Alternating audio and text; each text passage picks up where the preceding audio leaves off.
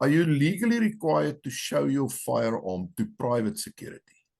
If you move between your home in one province and your farm in another, must you inform SAPS about where your guns are stored? Can you legally build your own wooden rifle stock? And if a business bans firearms from their premises, are they then legally responsible for your safety? In episode 7 of Legal Talk with Francois, I'm joined again by Francois de Kock as we unpack these real-world legal questions sent to us by firearm owners. Because what you assume the law says and what it actually says are often two very different things. Stay with us. Francois, good morning. Welcome back for episode 7. Hi, Rian. Seeing as it's still very early in the morning, it's just after 7 for the viewers, I'm on coffee number 2 to get my day kick-started. Francois, the first question, and as always, I read these questions literally, word for word, as we receive them. This might be a silly question. Oh, I can remember that I still replied to this follower and said that there are no silly questions, and I don't think this one is silly either. This might be a silly question, but are we obligated to show our gun and license to private security officers? So, Rian, the short answer is no. What he is referring to probably is Section 107 of the Firearms Control Act that we dealt with previously, that authorizes a police official or another person authorized by the Registrar of Firearms to inspect your license and inspect your firearm and certain other provisions which we've dealt with. Now, we dealt in some detail with the definitions there, but essentially a police official is a member of the South African Police Service or a member of any municipal police service or a person designated by the minister in terms of Section 142 as being a police official, or a member of the SANDF deployed in cooperation with the SAPS. All right. Now, none of that includes any private security officers. It's not impossible that the registrar might have issued at some point an authorization to someone, or the minister might have designated someone as a police official for purposes of Section 107. But security guards or security patrollers or security companies do not have powers under Section 107 of the Firearms Control Act with regards to production of licenses or inspection of licenses or firearms. What we must remember is that private security companies, they are not a police or a government agency or any, or a state law enforcement entity. They are private companies. They have a mandate from certain individuals or a certain neighborhood or a certain estate or, the owners of a certain premises to conduct certain, security duties there. But they are essentially civilians, all right. They generally have no policing powers. However, I'm not saying they aren't entitled to perform certain actions in connection with their security work. The Criminal Procedure Act does allow for things like citizens' arrests under certain circumstances. Obviously, there is cooperation with the police between the police and security companies.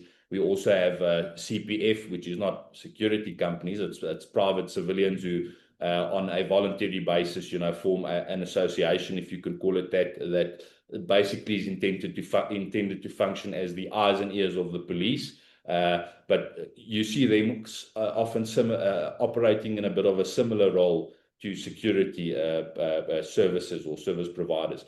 So I'm not saying security services may not patrol or arrest in certain instances, or might even in certain instances be entitled to, inspect a person or a vehicle, but that is very limited, and it's often based on, for instance, the fact that a certain estate or property has the right of admission. They have certain rules pertaining to the premises. So therefore, they could, in essence, say no, but the rule of this premises is that we are entitled to inspect your vehicle or inspect your firearm license or whatever. And as we've discussed previously, that then becomes a different question as to whether you are entitled to access to the premises and whether those rules that are applied as a condition of entry are, reasonable and enforceable. I won't get into that now, but generally speaking, security companies do not have any policing powers. They are not police officers. They are private security companies. So they certainly do not have the powers of Section 107 of the Firearms Control Act. But as I say, depending on the circumstances, they might be justified based on some other legal basis or based on, some private premises and the rules thereof to perform certain actions that in the typical sense or on the street would be performed only by law enforcement officers. If you live in, and this follower put in the name of the city, but I'm going to not use that because I don't think it's relevant. If you live in the Western Cape and alternate between your residence there and your farm in the Eastern Cape, do you have to inform SAPS if you store firearms in your prescribed safe on the farm? Yes, Rian, I don't know what you have against the Parel, but anyway. So the answer is no, you do not have to notify the police in this instance. Section 25 of the Firearms Control Act does say that you need to notify the registrar of a change in your physical or postal address within 30 days of such change occurring. But that applies to when you move, not when you're moving house, not when you're traveling back and forth. There's no requirement to notify the registrar when you're traveling or when you're going to be storing the firearm off premises, on your hunting trip or something like that. Provided you must obviously still ensure that the safekeeping facility complies with the requirements of the Act in terms of its design, in terms of the manner in which it's installed, and obviously in terms of access to the safe itself, safe custody of the keys and all of that. But yes, if you move your existing address and your existing address and the address on the police's system, which is an address that they would have captured along with some application, whether it be your competency or your license.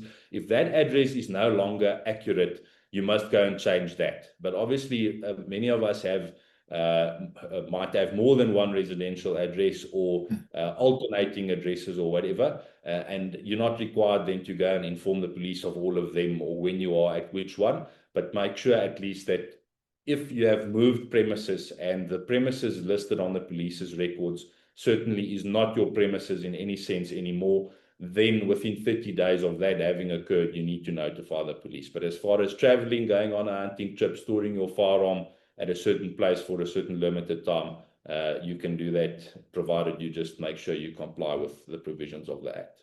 Great, thanks.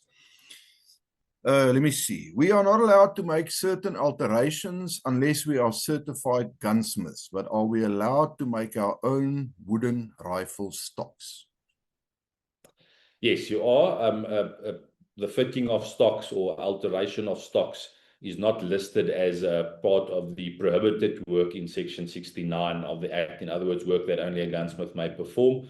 So you can even, I'm not saying you should, not all of us are properly qualified to do a proper job at that. I certainly wouldn't try and build my own rifle stock, because I think I'll able to buy a much better one from someone. You definitely don't want me to build your rifle stock. Yes. Believe me, my basic woodworking skills are going to fall far short, and so will my basic tools. Ek kan nie eens reguit saag nie. Yes. So no, you can certainly do that. You can do it yourself if you wanted to. I wouldn't suggest it, but it wouldn't be unlawful for you to remove your rifle stock, make alterations to it, put it back on your rifle, whatever. Okay. Last question. I would like to know, a business, a building, or a property owner that prohibits firearms on their premises, are they not liable for your safety? Then in brackets, criminally or civilly, when entering their building without your licensed firearm, should anything happen to you not due to your own fault? Interesting question indeed. It is, Rian, and I think some people might be inclined to answer the question by saying, no, don't be ridiculous. Everybody needs to look after themselves, and that's that. But it is not quite that simple. I'm going to answer the question by saying it depends, which is a typical answer for a lawyer to give. Such a safe answer because nobody can commit you to anything.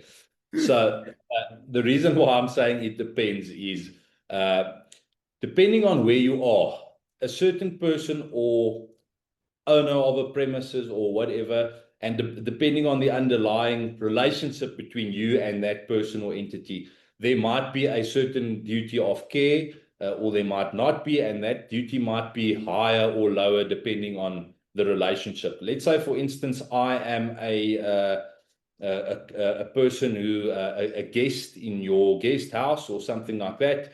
We have a contractual relationship in the sense that I've agreed to pay a certain fee in exchange for certain boarding and food or whatever it might be. And in that, there are, even if the terms aren't expressed, there are certain implied terms or tacit terms, which do mean that you need to, in Afrikaans, in the old Roman Dutch law, they used to talk about die pligte van die herbergier, so a person who basically provides boarding to you has certain duties of care and protection. But in another instance, if you are just another person going into a shop on the street where even though it might belong to a private individual, or it might belong to a certain state entity, but people walk in and walk out the whole day. Let's say you're going to your shopping center. That is certainly a different scenario. Certainly, they still also have certain duties of care. That's why typically when they're mopping the floor, they put up a notice to say that the floor is slippery, because they could be liable, not only based on the one instance we spoke about contract now, in the sense where you, for instance, go to a guest house, but then there's also what we call the law of delict, where a person is liable for certain damages that you might suffer as a result of a wrongful act that is committed either intentionally or by way of negligence. So depending on the circumstances, it should be possible, or it could be possible, that you could hold someone liable if you are on their premises. And I think what the question is alluding to is a premises where they don't allow you to keep your firearm, and now you are robbed or something like that. But remember, there's also the other side of the coin, where they will argue whether it makes sense or not is a different question. But I think what firearm owners think makes sense doesn't always correspond with what other people or even the courts might think makes sense. That's been clear from the high-profile firearm licensing cases that we've had in the high courts and even in the constitutional court in recent years. So the other side of the coin would be to argue that no, but the reason why we didn't allow firearms was to supposedly, safeguard our other patrons or whatever it might be, and we obviously also have a duty towards them. Also, you have to keep in mind the actual crime situation in South Africa.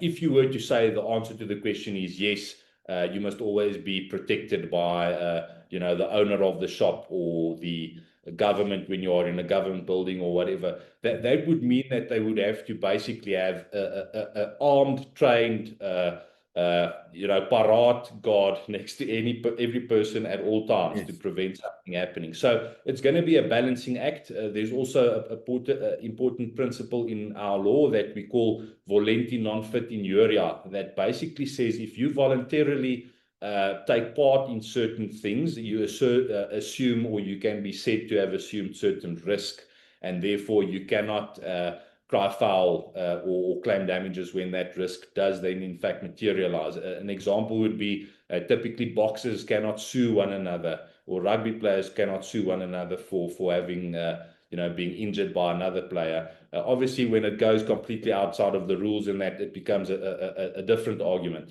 But complicated question, complicated answer, but I would err on the side of caution and say generally another person is not responsible for your own safety, even if they might have made certain rules that limit your ability to protect yourself. Then you need to sometimes choose, am I going to go onto this premises or not? right? Sometimes you have to go onto a certain premises, or it can be said that reasonably you don't really have an option. But the problem with that is you also see these arguments often in the matters where people lose their firearms or they are dispossessed of their firearms. And then the argument is to say, no, but I arrived at the certain premises and they had no gun signs, and then I couldn't take it in, and they didn't have safe, so I had to leave it in my car. The obvious argument for a non-firearm carrier would be, why don't you just go back home and leave the firearm there and come back again, or something like that. So good question, long answer. Yes, that's what I can say. Okay. All right, I'm going to end episode 7 there. Being a firearm owner isn't just about carrying legally. It's about understanding your rights, your obligations, and the consequences of getting things wrong. A truly responsible firearm owner doesn't rely on opinion or hearsay. They rely on knowledge. Train your skill, protect your family, but above all, know the law. If you've got more questions, make sure to send it to us. We'll see you on the next episode of Legal Talk with Francois. And if you like this episode, as always, click the like button. Please subscribe to the channel, help us grow. And as always, smash the bell icon so that you can receive notifications of new videos coming out. Click on the link in the description below if you're interested in any of the training offered under the Loan Operator Program. And we hope to see you on a range one of these days. Francois, thank you so much for joining me for another episode and sharing some of your legal knowledge with us. Thank you, Riaan. Looking forward to the next one.